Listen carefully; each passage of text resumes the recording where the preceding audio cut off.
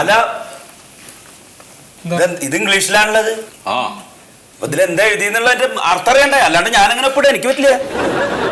എന്താണ് ഈ വളം എടുക്കുന്നതിൽ നിങ്ങൾക്ക് വിരോധമൊന്നുമില്ല എന്നുള്ളതാണ് അല്ലേ എഴുതിയിട്ടുള്ളത്, വേറെ ഒന്നുമല്ല. ചേട്ടപ്പോ നമ്മള് കുടുംബടൊക്കെ ഇംഗ്ലീഷ് അറിയാത്തവരാന്ന് ഇവരെ ബോധ്യപ്പെടുത്തേണ്ട കാര്യമില്ലല്ലോ. അതുകൊണ്ടാ ഞാൻ ഒപ്പിടാം.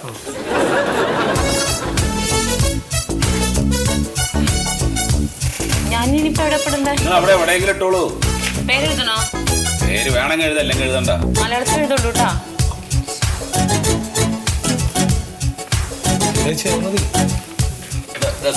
ശരി ശരി ശരി. വള കിട്ടാത്തതിന്റെ ഇതിലും കൂടെ ഒപ്പിട്ടോളൂ രണ്ടുപേരും. ഇവിടെ ഒപ്പിടണം. ആ ഇതുകൂടി കഴിഞ്ഞാൽ എല്ലാം കഴിഞ്ഞു. കണ്ട, ഇതാണ് ബന്ധം.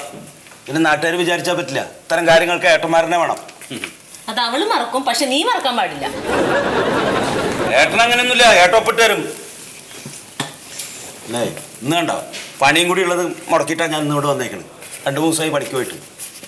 നാളെ മോൾക്ക് ഫീസ് കൊടുക്കാനുള്ള. ഇവിടെ പണിയൊന്നും കിട്ടില്ല കേട്ടോ നമുക്ക്. പണിയല്ല, ഫീസ് കൊടുക്കാനുള്ള 1000 ഉറുപ്പിക എടുത്താ.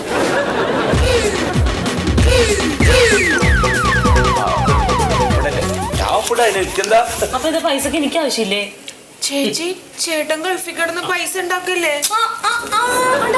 ഞാനെന്റെ ആങ്ങളോടല്ലേ ചോദിച്ചത്, നിനക്ക് എന്തായാലും ചേച്ചി ഓഫീസാണ്. നീ എന്തിനു പുറപ്പെട്ടേക്കണേടി? ആ കാര്യം കഴിഞ്ഞപ്പോ അവിടെ എല്ലാം കഴിഞ്ഞു.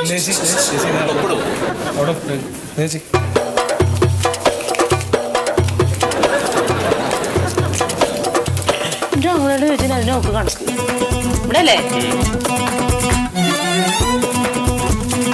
ശരി, തന്നെയല്ലേ?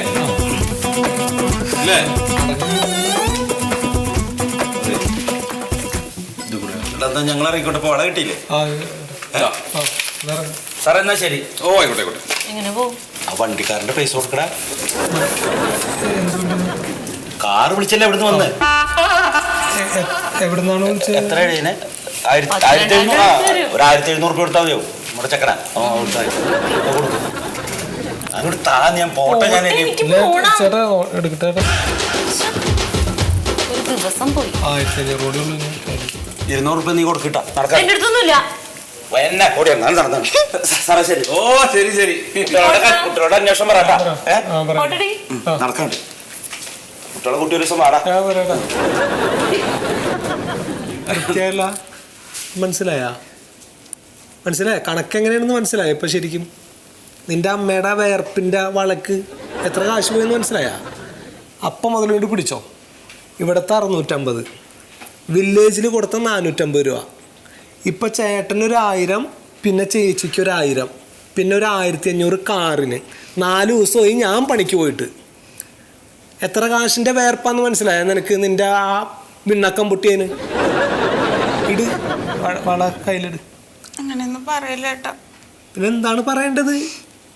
ഇവിടെ കറിയല്ലേ ഏട്ടാ, ഇത് ഓഫീസാണ്, ഇവിടെ കറിയല്ലേ. എൻ്റെ കയ്യിലിപ്പോൾ മുഴുവൻ തീർന്നേക്കാണ്. ഏത് കാശ് എടുത്ത് തിരിച്ചേക്കണമെന്ന് മനസ്സിലായില്ല? ഇനി എന്തെടുത്ത് ചെയ്യും കാര്യങ്ങളൊക്കെ? ആ കൊച്ചിന് കൊടുക്കേണ്ട കാശ്, സ്കൂളിൽ കൊടുക്കേണ്ട കാശാണ്. ഞാൻ വളയങ്കാട് തന്നെ. വളയങ്കാട് വരാൻ സാറേ, അതെ ഇത് ഒരു 10,000 രൂപ കൂടി എനിക്കിവിടെ പണയത്തിന് വെക്കാൻ പറ്റുമോ? പറ്റുമല്ലോ. ഇരിക്കൂ.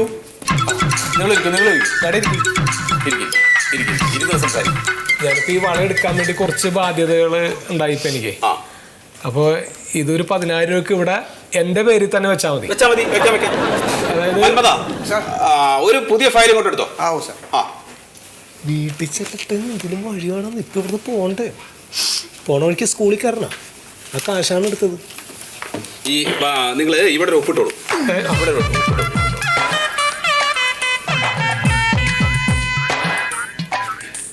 സാറേ, വേറൊരു കാര്യമുണ്ട്. ഓ, എന്താണെന്നറിയോ? എന്താ സാറേ, അച്ഛൻ ഒരു നോമിനിനെ വെക്കാത്തതിന്റെ പേരിലാണല്ലോ ഞങ്ങൾക്ക് ഈ ബുദ്ധിമുട്ടൊക്കെ ഇപ്പം ഉണ്ടായത്. അതെ.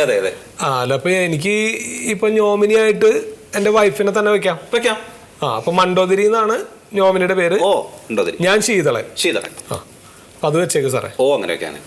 അല്ല, പിന്നെ അങ്ങനെയാണെങ്കിലേ ഞങ്ങളിൽ ആര് മരിച്ചാലും പിന്നെ കുഴപ്പമില്ല.